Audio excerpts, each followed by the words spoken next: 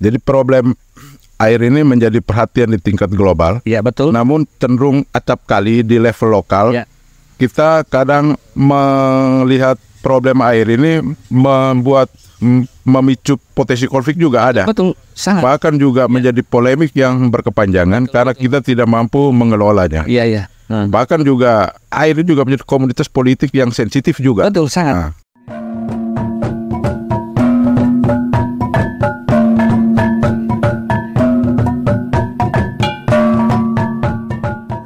Selamat malam, salam sejahtera untuk kita semua. Assalamualaikum warahmatullahi wabarakatuh. Jumpa lagi bersama saya, Bebe Riantobi di podcast Aku Nusa Tadon. Kurang lebih 3 bulan nih, jeda. Agak susah juga cari narasumber untuk bincang-bincang di podcast Aku Nusa Tadon ini. Dan kali ini saya luar biasa nih, senang sekali Awang Paul sudah bersedia untuk obrol-obrol di podcast Aku Nusa Tadon. Apa kabar Awang? Kabar baik. Sehat ya Awang? Sehat. Oke, mantap. Obrolan kita ini tentang masalah krisis air di tengah kita. Persoalan air ini kan menjadi persoalan krusial. Jadi krisis air itu sama dengan masalah kemanusiaan ya Awang? Iya.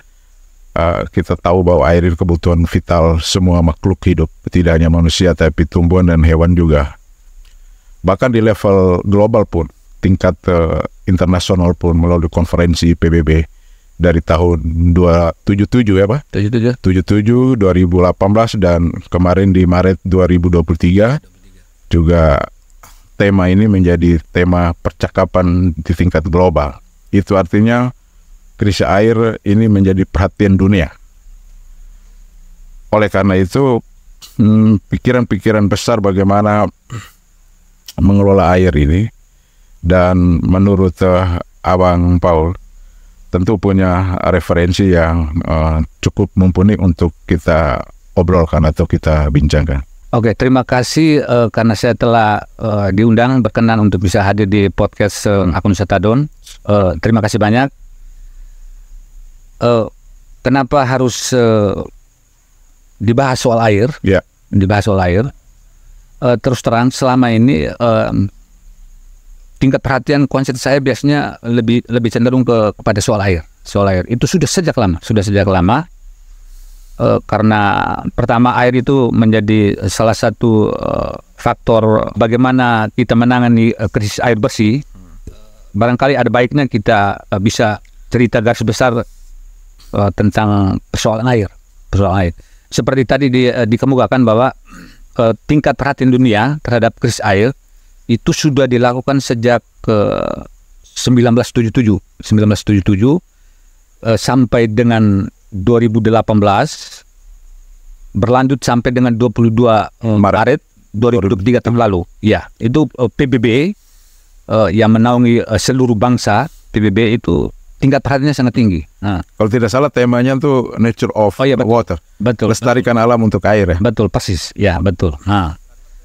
Kenapa? Sehingga kita bertanya, kenapa di level dunia tingkat perhatian itu mereka begitu penting? Yeah. Sehingga anggapan saya kalau krisis air itu berarti sama dengan tragedi kemanusiaan. Singkatnya, ketika kemarin 22 Maret 2023 itu konferensi terulang oleh PBB, itu langsung disambut oleh Dewan Sumber Air Nasional. Yeah. Dewan Sumber Air Nasional. Dewan Sumber Daya Air Nasional. Nasional. Itu kajian-kajian itu sudah dilakukan sekian puluh tahun yang lalu. Sehingga itu prediksi itu sudah dilakukan sekian tahun lalu. Dari kesimpulan yang diambil untuk Indonesia, 2025 itu menjadi pemantik pertama awal mula terjadinya krisis air bersih. 2025 berarti tahun depan. Iya, 2025. Ini tidak lama lagi. Tidak lama lagi. Iya, 2025. Puncaknya akan terjadi sekitar 2030 sampai dengan 2040. Tidak lama. Tidak lama. Mengapa saya begitu yakin bahwa ini akan menjadi tragedi karena kita mengikuti percakapan-percakapan di dunia maya, media sosial, internet. Banyak hal yang dibahas tentang akibat dari krisis air bersih, akibat dari krisis air bersih. Sehingga maksud saya, bagaimana caranya supaya pengetahuan-pengetahuan yang kita dapat, yang mungkin lupa atau luput di pikiran orang lain, itu bisa menjadi perhatian kita bersama supaya tahun-tahun yang akan datang 2025 sampai 2030 40 itu krisis itu mudah-mudahan tidak bisa terjadi.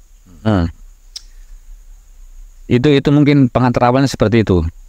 Ya, artinya bahwa air adalah kebutuhan vital. Seberapa penting air kalau kita tidak mengelolanya? Iya. Oke, sebelum kita sampai di situ, saya mohon izin untuk bisa meregenerasi kira-kira kenapa begitu penting air. Kenapa begitu penting air? Saya coba berangkat dari kebutuhan manusia. Yes. Ya, kebutuhan. Sehingga yang kita kenal, kita tahu, kita memiliki 3 jenis kebutuhan. Primer, sekunder, tertier. Ya, kita mengerucut lagi dari 3 kebutuhan itu, kita coba fokus ke primer, kebutuhan utama. Dari kebutuhan utama primer itu juga ada 3: sandang, pangan, papan. Yes. Sandang, pangan, papan. Dari ketiga kebutuhan itu kita kerucut lagi, sandang, pangan, papan. Kita fokus kepada pangan. Ya, pangan. Sehingga kenapa beberapa tahun terakhir begitu gencar pemerintah mengeluarkan program ketahanan pangan. Terbaca pengertian kebanyakan orang ketahanan pangan itu berarti soal-soal makanan, kebunan semua. Definisi ketahanan pangan termasuk air itu. Ya, padahal di dalam ketahanan pangan itu tahun 2012 termasuk air. Termasuk air. Sehingga yang saya lihat, yang saya amati selama ini, orang luput memikirkan soal air. Padahal pengaruh air, unsur yang terkandung di dalam tubuh manusia itu sekitar 70% itu air. Sampai 80% air. Ya, 70-an% itu air. Sehingga kita luput mengingat, luput mengerti kenapa ketahanan pangan itu ada air di dalam. Ada air dalam. Sehingga hal itu sangat penting. Sehingga bagaimana cara kita bisa menanggulangi jangan sampai efek ini berkepanjangan dan berkelanjutan. Jadi problem air ini menjadi perhatian di tingkat global. Ya, betul. Namun cenderung acap kali di level lokal. Kita kadang melihat problem air ini memicu potensi konflik juga ada. Betul, sangat. Bahkan juga menjadi polemik yang berkepanjangan karena kita tidak mampu mengelolanya. Iya. Bahkan juga air juga menjadi komoditas politik yang sensitif juga. Betul, sangat. Iya, betul. Sehingga kita berharap generasi kita ini tidak lagi melihat air ini menjadi komoditas yang mengandung konflik, tapi bagaimana mengelola air untuk lebih damai itu. Betul. Nah, terhadap hal ini kira-kira pikiran besar untuk bagaimana mengatasi krisis air bersih. Ya. Sehingga sebelum kita lanjut bagaimana krisisnya itu, coba kita perdalam lagi bagaimana kebutuhan itu bisa terpenuhi.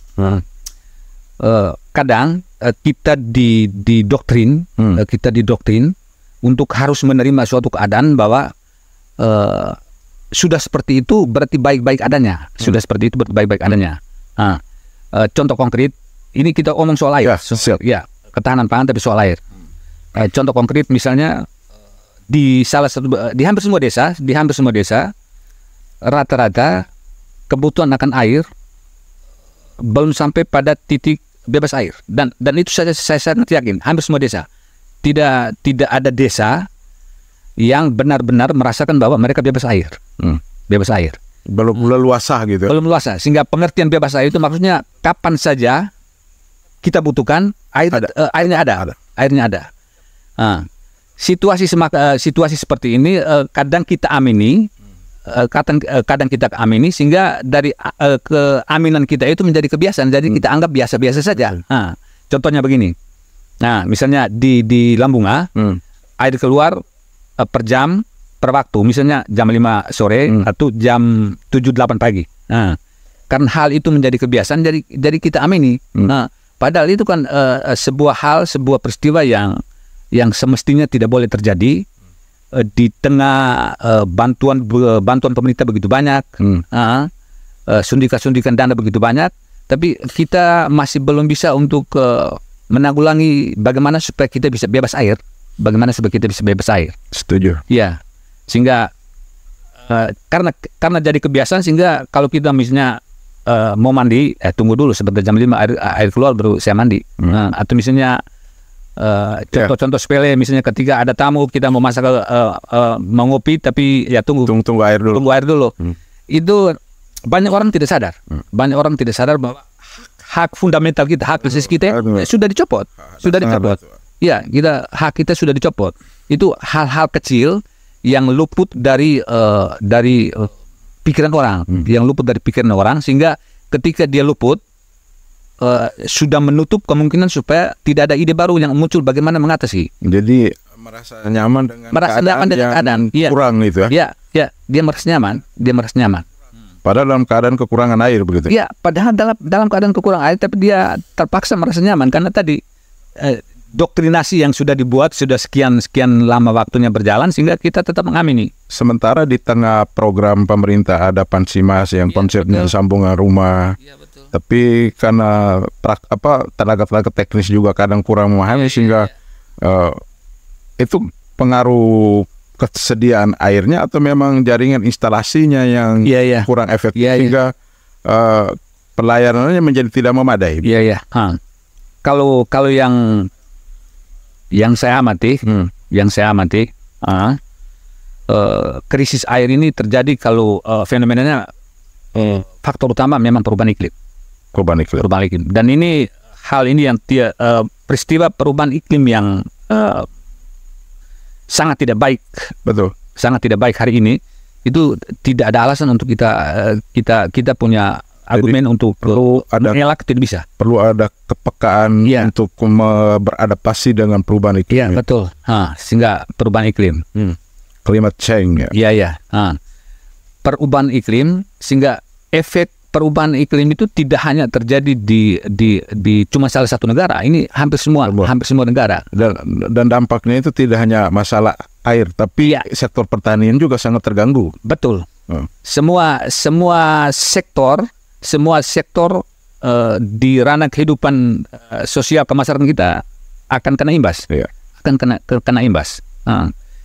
Sehingga kenapa saya begitu sebelum ke podcast ini kita biasa diskusi seringan mungkin di tempat-tempat ngopi tempat lain. Saya sering omong soal air karena perhatian yang saya amati selama ini sangat kurang. Perhatian lebih-lebih dari kaum otoritas yang punya kewenangan penuh untuk bisa memanage bagaimana supaya tingkat kehidupan berubah. Pemangku kepentingan yang punya otoritas untuk mengelola ini ya. Iya. Sehingga sangat prihatin. Tapi kalau misalnya kita tidak mau peduli dengan orang lain, ya buat apa? Karena saya berani ngomong begini karena saya sangat yakin sudah 20 tahun saya bebas air. Ini menarik. Kita perlu bikin komunitas peduli air ini. Semestinya itu harus. Itu semestinya. Itu ide-ide itu. Ide-ide seperti itu sudah sejak lama semestinya. Kita bisa gaskan itu. Ya, bisa. Tidak usah banyak-banyak orang, 10 orang. Komunitas kecil dulu kita nanam-nanam di mata air juga bisa. Itu sangat bagus. Itu sangat bagus. Sehingga soal bagaimana tingkat perhatian kita itu perlu dilatih konsistensinya, terus pengulangannya supaya jadi kebiasaan. Tapi karena tidak konsisten, tidak diulang-ulang, tidak menjadi kebiasaan. Dan ketika tidak menjadi kebiasaan, kita anggap biasa-biasa saja. Nah, kemudian dari krisis ini menjadi problem kemanusiaan. Kita perlu tawaran solusi itu apa? Betul. Harus ada. Ada solusi-solusi yang bisa menjawab problem ini. Tapi sebelum ke solusi, Abang cerita dulu. Abang di rumah kan sudah bebas air nih. Anak konsep di rumah bebas air dengan segala keterbatasan di sekitarnya itu seperti apa, ini bisa diceritakan. Dan mudah-mudahan para pemirsa akun Wisata Adon bisa mengadopsi konsepnya. Betul. Ayo, Pak. Kenapa saya kalau kita lihat ke belakang, saya siapa sebenarnya? Tidak punya kapasitas, tidak punya posisi, hanya tingkat kepedulian kita, tingkat kepedulian kita. Sehingga kenapa saya berani ngomong soal air? Karena pengalaman pribadi selama sekitar 20-an tahun, kalau tidak salah sekitar 24-25, saya sudah bebas air. Sehingga kapan saja saya mau pakai untuk apa saja itu air tersedia. Nah, itu modelnya bagaimana? Konkret dia sederhana. Bikin bak atau gimana? Istilah saya itu panen air hujan. Panen air hujan. Ya, memanen air hujan. Sehingga ketika hujan, air itu saya upayakan supaya tidak boleh langsung terbuang begitu saja. Ya, tidak boleh langsung sentana dari rumah. Jadi semua atap rumah ditalangi, masuk ke dalam bak. Jadi konsep saya sederhana seperti itu sebenarnya. Dan itu saya lakukan sudah 20 tahun. Dan selama 20 tahun itu saya tidak pernah merasa kekurangan, tidak pernah. Dan itu sangat saya nikmati. Jadi dengan konsep penampung air hujan gitu ya. Penampung air hujan. PAH penampung air hujan. Penampung air hujan. Dan itu saya lihat di daerah Lembata di Kedang. Banyak. Di Kedang itu. Itu banyak. Dulu program-program PNP masuk itu hampir semua memang konsentrasi ke penampung air hujan. Meskipun mereka sudah di rumah ada bak, tapi mereka harus bikin lagi untuk cadangan karena waktu itu mereka kesulitan air. Kalau sekarang mungkin mereka sudah ada pemasangan instalasi masuk ke wilayah mereka. Tapi dulu paha ini dan di sini Abang Paul sudah gunakan itu. Sudah 20 tahun. Dan selama musim hujan cukup ya, berlimpah gitu. Malah lebih ya. Malah lebih. Dan sehingga saya punya obsesi. Maksud saya dari kemarau geser dari setelah hujan pakai selama kemarau masuk musim hujan masih ada lagi. Sisanya banyak. Sehingga saya punya obsesi mudah-mudahan bisa terwujud. Kalaupun itu terjadi nanti bisa orang-orang sekitar bisa kita sama-sama nikmati. Selain solusi seperti yang Abang lakukan dengan paha tadi, penampung air hujan atau menangkap air hujan yang tidak boleh terbuang ini, tawaran lain seperti apa? Sebelum ke situ pengantarnya begini. Kadang ketika saya diskusi dengan orang-orang yang notabene punya kemampuan, punya wawasannya luas, mereka kurang gregetan untuk menerima ide ini. Nah, sehingga terkesan ide tidak ada keberanian untuk mencoba hal baru. Contohnya begini, contoh konkretnya begini. Hampir semua desa ketika menangani kekurangan air selalu saja memakai pola lama baik. Pola lama baik selama ini kita lihat sangat baik. Pola lama baik, perluasan jaringan, pemasangan baru di mata air baru, itu bagus. Tapi kenapa pengalaman menunjukkan bahwa hal yang sama yang kita lakukan berulang-ulang kali tapi tidak bisa mengatasi masalah, cobalah ada keberanian untuk mencari solusi lain untuk mengatasi krisis air itu. Sehingga muncullah mulai sumur bor, sumur bor tanah dalam, sumur bor tanah dangkal, dan yang lain-lain seputar itu. Terus alternatif itu, pilihan itu juga bagus, tapi tetap ada konsekuensinya. Banyak ya sumur bor gagal tidak dapat air. Pada waktu uji coba pakai alat deteksi ada air. Giliran bor tidak ada air. Ya betul. Semuanya ada konsekuensinya, risikonya. Sumur bor operasional sangat mahal. Sangat mahal. Operasional sangat mahal. Terus itu kan pakai bantuan teknologi, betul. Teknologi ada masalahnya. Ada rentang waktu penggunaannya. Ada penyusutannya. Ada penyusutan. Risikonya besar. Perluasan jaringan air minum, pemasangan baru jaringan air minum juga punya konsekuensinya. Butuh waktu, tenaga, biaya sangat besar. Sehingga alternatif yang saya pikir, yang saya alami sekarang, alternatif yang paling sederhana, paling praktis, air hujan. Tidak ada yang lain. Air hujan. Coba kita bayangkan dalam satu musim hujan berapa ribu air yang terbuang. Betul. Ya, berapa ribu liter air yang terbuang. Jangan membiarkan hujan itu sebagai rahmat yang diberi oleh Tuhan mengalir begitu saja. Kita sia-siakan. Dan itu rahmat loh. Ya, rahmat. Sehingga bagaimana caranya solusi yang mungkin bisa nanti jadi bahan acuan teman-teman yang mungkin mendengar dialog kita ini, ya, lebih-lebih di tingkat desa, coba hal baru itu. Jadi contoh sederhananya program pemerintah untuk menangani krisis air bersih itu, pengadaan bak penampung air bertahap, karena itu cost-nya lumayan besar. Jadi kita bertahap. Saya pernah hitung waktu hitungan saya itu periode kepala desa itu masih 6 tahun. Kalau bikin di dalam tanah juga lebih hemat, bagus lagi. Ya. Tinggal tarik saja begitu. Ya, sehingga saya pernah hitungan saya itu kalau rentang waktu satu masa periode jabatan kepala desa 6 tahun, kalau dia konsen 75% setelah masa jabatannya itu air teratasi di desa itu. Ya, apapun yang paha di rumah tuh pakai buat minum juga bisa. Semua. Untuk semua kebutuhan. Ya, semua kebutuhan. Itu volumenya berapa liter itu? 5.000 liter bisa. Kalau soal volume air itu kan 1 meter persegi itu 1.000 liter. 1 meter persegi. Berarti 5 meter persegi berarti 5.000. Kita kalikan saja. Kita kali saja. Kalau 5 meter luas baknya berapa itu kita bisa tahu. Sehingga hal itu perlu dipikirkan. Betul. Terus kelemahan yang saya lihat selama ini, kenapa tidak bisa terjadi? Kita kalah di data. Data ya? Iya. Misalnya data apa? Bagaimana caranya kita mengetahui bahwa di desa itu tingkat kebutuhan air bersihnya itu sekian. Berapa banyak? Itu kita perlu data. Berapa jumlah penduduk, berapa jumlah jiwa.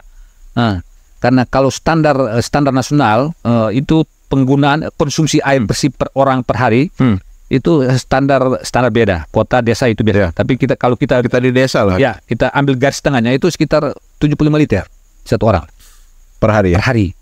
Mandi, makan, cuci rata-rata 75 liter per hari. Sehingga sangat gampang untuk kita tahu kebutuhan kita selama 1 tahun. Itu sangat gampang.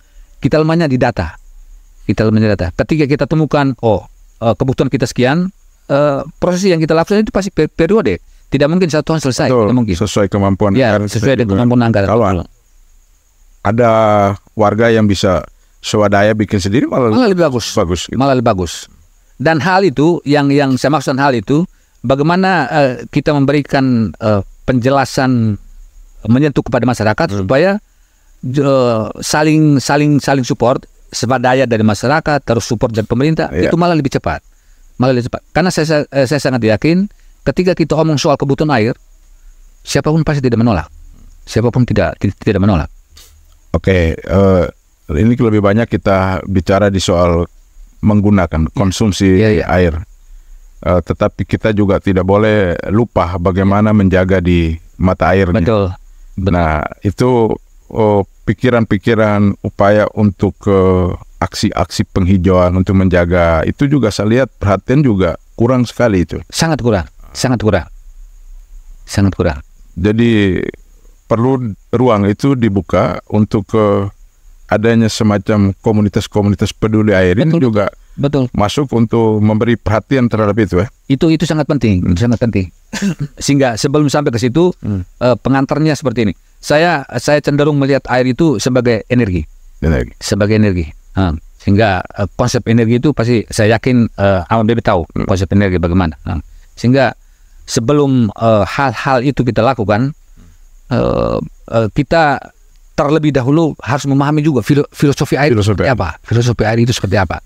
Apalagi ketika kita kaitkan dengan budaya, adat kebiasaan kita orang Lamholot. Ya, air itu siapa? Sehingga saya sangat berkeyakinan bagaimana cara kita memperlakukan air. Air itu akan tetap ada dan pasti dia melampaui kebutuhan kita. Kalau kita memperlakukan dia dengan baik. Kita mungkin tidak pernah mengalami, tapi tingkat bapak atau nenek moyang kita itu hal itu mereka sudah lakukan. Mereka sangat pekat terhadap alam. Betul, sangat pekat terhadap alam. Sehingga saya sangat yakin kondisi seperti itu lupa dihidupkan kembali, sehingga kita sangat kewalahan untuk menangani kekurangan air. Ya. hal itu. Saya lihat eksploitasi air secara besar-besaran juga bisa mengganggu debit ya. Sangat mengganggu. Debit. Sangat mengganggu. Seputaran kita sini begitu banyak sumur bor. Sebentar. Contoh kita punya daerah irigasi Waiboleng ini. Iya. Itu kan membendung dari kali Waibelahain. Iya. Itu kan dulu supply dari mata air Wedoko kan banyak tuh. Tapi sekarang sudah menjadi berkurang itu. Kalau musim kemarau aliran malah lebih banyak air-air yang ada di sekitar Waibelahain, mata air kecil-kecil itu. Dan itu akibat eksploitasi juga. Iya. Yang kelihatan. Yang kelihatan. Saya tetap kuku untuk cenderung lebih menomorsatukan itu. Karena saya sangat yakin. Saya sangat yakin ketika kalau kita hubungan dengan soal energi, terus bagaimana ikatan kita dengan alam itu tidak mungkin tidak beri. Betul. Kalau kita memperlakukan dia dengan baik. Dan saya sangat yakin, bukan hampir, tapi semua tempat yang punya mata air, tidak mungkin dia debitnya bertambah dari tahun ke tahun. Pasti dia Pasti dia menurun. Nah, upaya untuk menjaga dia stabil saja agak susah, apalagi mau meningkatkan begitu. Agak susah. Sehingga obrolan kita ini menariknya, sangat-sangat menarik karena hal-hal itu orang tidak pernah membayangkan risiko besar yang akan terjadi 5-10 tahun. Dampak jangka panjangnya. Dampak jangka panjang. Sehingga pihak otoritas dan orang-orang itu kan pernah menyampaikan akan terjadi kebutuhan ini sangat mahal. Jadi nanti nilai yang kita berikan untuk memperoleh air itu sangat mahal dan itu akan terjadi dan saya yakin itu akan terjadi. Air sangat mahal. Air sekarang sangat mahal. Sudah mahal, loh. Sudah mahal sekali. Satu botol ini kan tidak sampai 1 liter sudah 5.000. Oh, sangat mahal. Air sangat mahal. Kalau 1 liter 10.000, belum sampai mahal. Ya 800 mili itu kan yang botol Aqua tanggung kan 600 mili itu. Kemudian harapannya bagaimana nih? Singkat tadi yang solusi tadi itu dari beberapa poin solusi tadi, harapan besar dari obrolan kita ini yang bisa menjadi catatan rekomendatif untuk para pemangku kepentingan atau otoritas yang punya kewenangan untuk mengurusi air ini bisa menjadi kurang lebih begitu. Ya, tersatu hatinya. Itu harapan itu pasti nanti juga akan menjadi kerinduan banyak orang, sehingga harapan kita semua tidak hanya saya, harapan kita semua sesegera mungkin informasi seperti ini menjadi bahan perbincangan yang sangat hangat di lingkungan kita supaya itu mengetuk kita bahwa akan terjadi krisis kemanusiaan, tragedi kemanusiaan. Karena saya sangat yakin 10 tahun ke atas itu orang akan pasti bisa konflik sosial itu terjadi karena orang berebutan air. Itu akan terjadi. Apalagi pengaruh besarnya perubahan iklim. Ya, siapa yang bisa tangkis itu, Pak? Itu nyata. Perubahan iklim ini. Itu nyata. Sehingga harapan kita sesegera mungkin ide-ide alternatif, solusi alternatif seperti tadi, bagaimana membuat bak menampung air hujan untuk bisa alternatif mengatasi krisis air bersih, terutama di tingkat rumah tangga itu. Tingkat rumah tangga. Sehingga kalau soal bak, saya punya konsep begini, mungkin di lain tempat mungkin orang sudah pernah buat atau tidak. Kalau kita hitung volume airnya kan 1 meter kubik sampai dengan 1.000 liter. Apakah tidak bagus kalau misalnya pagar rumah kita? Kita kelilingi dengan model bak lebar tinggi 1 meter, sepanjang keliling rumah lumayan banyak airnya. Saya lihat ada yang bikin pagar pakai mega tank kayak kolam ikan ditempel di dinding, mega tank aquascape itu. Nah itu daripada buat kolam ikan, kan kita buat air untuk konsumsi juga bagus. Malah lebih bagus. Misalnya pengalamannya kalau tidak cukup boleh di bawah tanah atau saya malah cenderung itu. Sehingga ini nanti berkaitan dengan misalnya desa mode sederhana, ide sederhana desa mode.